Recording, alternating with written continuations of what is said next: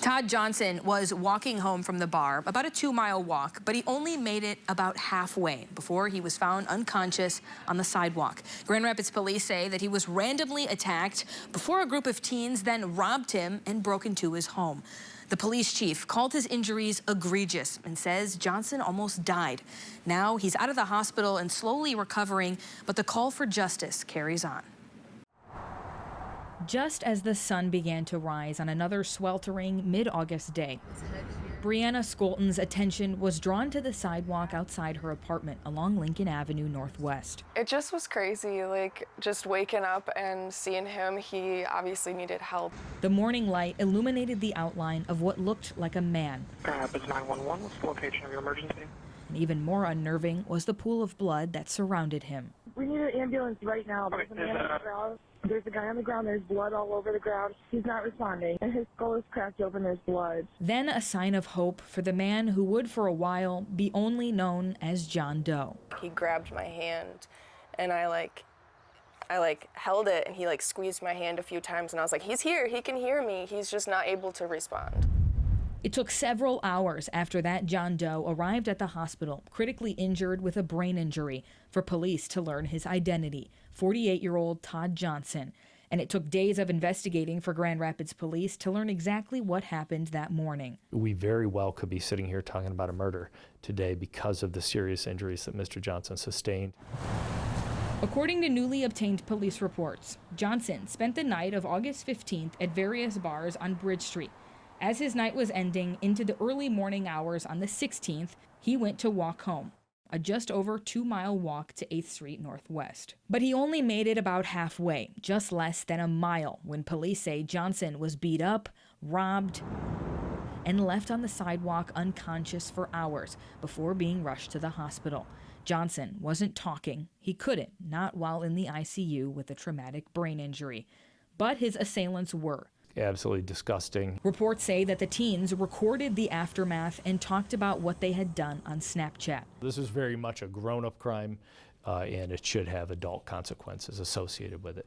The police report showed that this wasn't the end of these teens' crime spree. It was just the beginning. Police say the young assailants, after leaving Johnson on the sidewalk, then broke into his home. More than 2 hours later, the call to police came in at around 8:21 that morning from an alert neighbor living near Johnson's home on 8th Street Northwest near Colville Avenue. Well, the whole situation just did not look right. The neighbor did not want to be identified, but told News 8 she was alerted by her barking dog about what was going on across the street. Her Ring doorbell video she provided to News 8 shows the teens, some in masks, walking away from Johnson's home. I looked across the street to where Todd lives, and I saw 3 young teenage gentlemen coming from behind his house, and then 3 more. So there was a total of 6 leaving his house and walking towards that vehicle that was parked across the street. When police arrived, they found the home ransacked with, quote, multiple drawers and cabinets left open. No suspects were found on scene, nor was the homeowner. Police were unaware at the time that the homeowner was undergoing emergency surgery 4 miles away at Butterworth Hospital. In the ensuing days, police interviewed neighbors and reviewed home surveillance video. They also got search warrants for phones belonging to the suspects. One of the phones showed a video of Johnson on the ground, quote, with a large pool of blood beneath his head. Detectives also found a Snapchat message sent among that group that stated they had, quote, hit that racial slur so hard he fell and hit his head on the cement hard ASF. Police interviewed one suspect who told them everything that happened. He told police they thought Johnson was checking car door handles while he was walking on the sidewalk, and one of the teens said he was going to, quote, knock him out, and ran towards Johnson. Johnson then fled, but they caught up to him, and the beating commenced. Just a lack of appreciation for human life, I think, is what it comes down to. One of the teens said they decided to, quote, go on a mission to raid Johnson's home and steal his car. They had gotten his address from his stolen ID.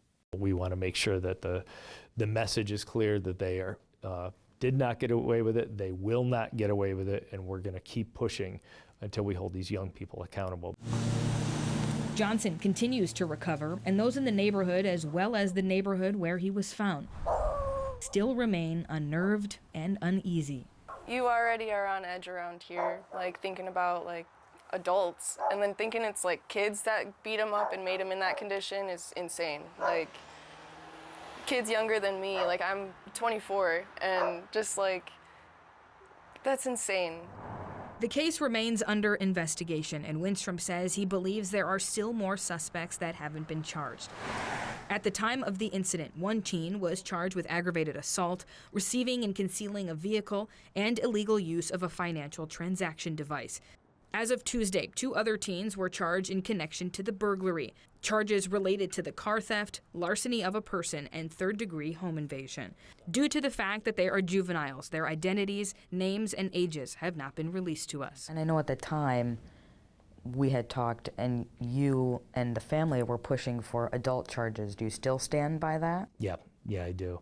I think adult charges are appropriate in this case, and I think that there is a path to get there. Meanwhile, Todd's family says he is making progress in his recovery, but still has no memory of what happened. The wound on his head, I'll never get that out of my head, you know. I'm just glad I could be there. This should not have happened. And for what? To be cool? To be funny? You almost took somebody's life, somebody's son, somebody's brother. It's just very sad. These past few months, I have been talking with Johnson's family, who says they are focusing on Todd's recovery at this time. They've been fearful of retaliation and don't want to do interviews at this time, but they say he is getting better each day. Now, they say it's still unclear if he will ever get back to the Todd that he used to be, so certainly a long road of recovery ahead.